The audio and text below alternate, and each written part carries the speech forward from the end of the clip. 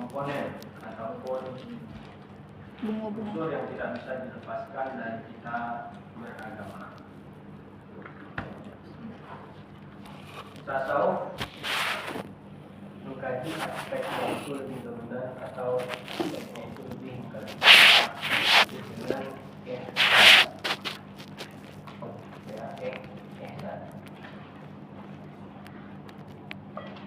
di dalam hadis kan kita sudah jelaskan sampai juga sebelumnya di dalam hadis Jibril itu Nabi SAW mengatakan ya ketika Nabi ditanya tentang 3 hal. Yang pertama mahwal Islam, mahwal iman, mahwal ihsan. Jadi 3 hal ini yang perlu kita dasari dulu ya sebagai dasar bagi kita dalam memahami aspek agama. Apakah tasawuf berdiri sendiri terpisah dari yang lain? Hakikatnya tidak. Karena ada syariat, ya kan? Ada akidah, ya kan? Nah, ada Islam, ada iman. Satu hal yang sering dilupakan, ditinggalkan, makan, ya. Sudah mulai jarang untuk dikenali, itu adalah aspek ihsan. Ihsan mainnya di mana? Ihsan mainnya di mana? Rasa, di hati mainnya. Ya.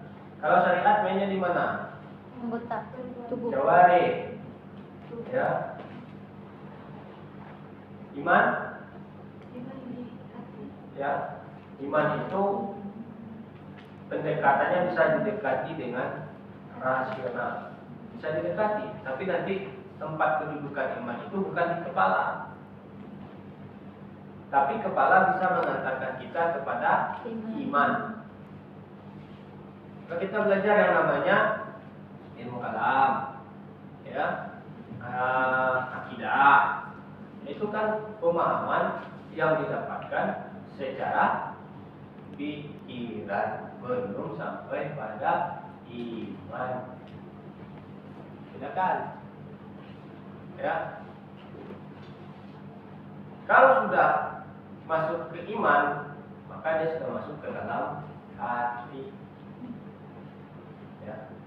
Tapi yang kita pelajari, yang bisa kita pelajari di dalam kelas secara akademis itu namanya secara kognitif. Ya, kognitif itu secara pengetahuan, ya, itu rumahnya adalah memori yang ada di kepala, hafalan. Ya, hafalan. Ya. Tapi yang namanya mentauhidkan, yang namanya tauhid itu jauh dari yang namanya teori. Kalau sudah berbicara tauhid, iman itu jauh daripada teori. Karena orang mengkaji tauhid, akidah, ilmu akidah atau ilmu tauhid atau ilmu kalam itu kan terjadi ketika terjadinya perdebatan di tengah-tengah umat Islam. Ya. Ini kita pahami dulu ada aspek-aspek yang dasar mendasari di dalam kita memahami beragama di dalam Islam.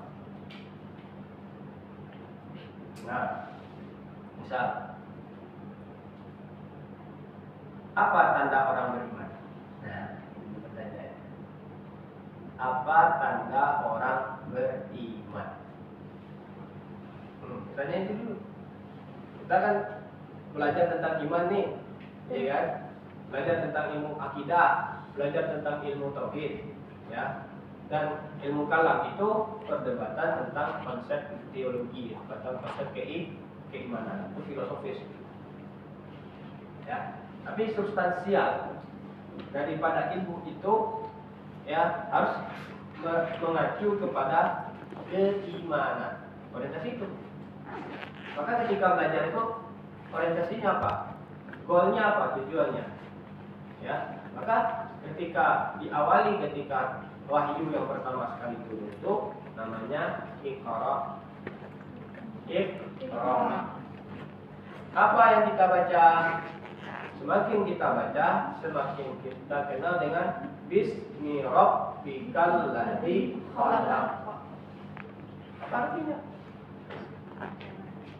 Iqra. Semakin kita membaca Bismi. Apa yang kita baca? Semakin kita membaca, semakin kenal dengan Roh yang telah menciptakanmu.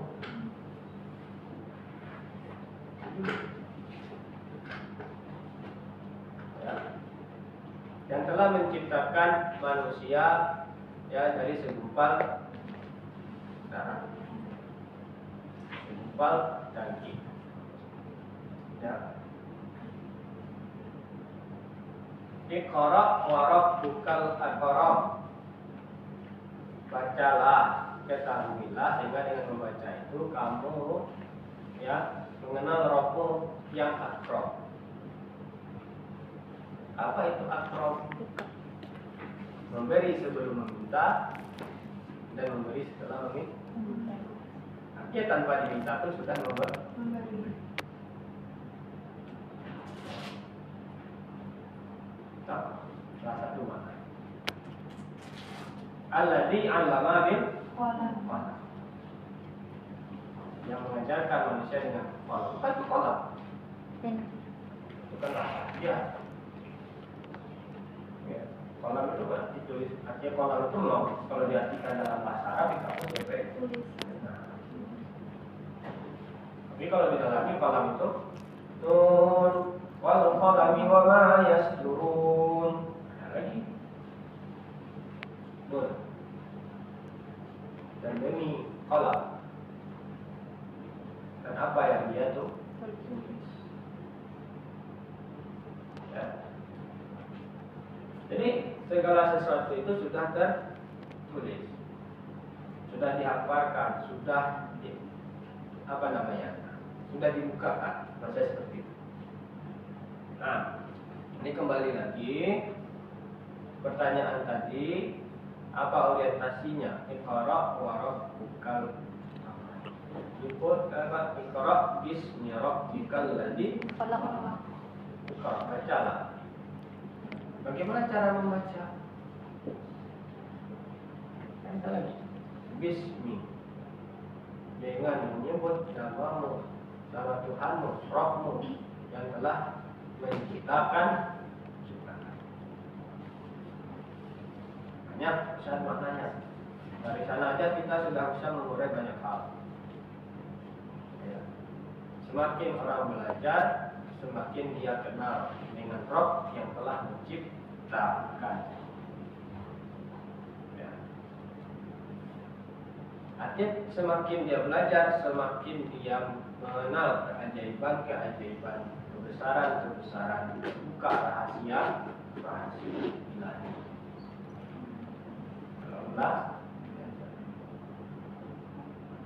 Nah, itu dia tujuan. Bagaimana cara membaca? Baca dengan awali dengan ini menyebut nama Rabbmu. Karena semuanya dimulai dengan kata Bismillah. Bismillah. Ya, nama Allah itu nama ya. Allah itu nama. Ya. Ada yang kenal nama Allah tapi tidak kenal Allah. Ya. Ada? Ada yang kenal nama Bu Rektor. Kenal nama Ibu Rektor, tapi tidak kenal Rektor. Ada orang kenal Rektor, tapi tidak kenal nama. Lebih baik mana? Orang tidak kenal nama, tapi kenal Rektor, tapi daripada orang yang kenal nama, tapi tidak kenal Rektor. Orang yang tidak kenal nama. Mana lebih bagus? Yang kenal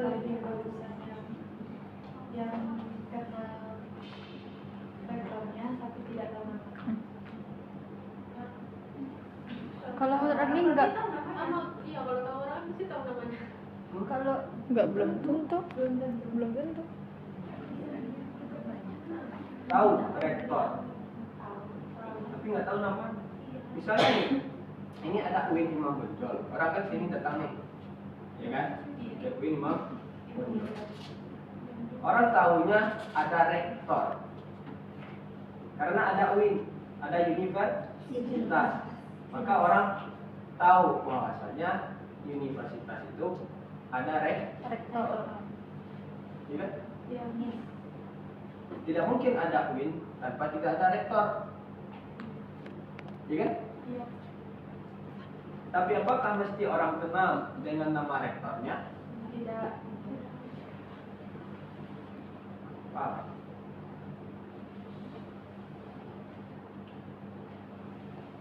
betul enggak?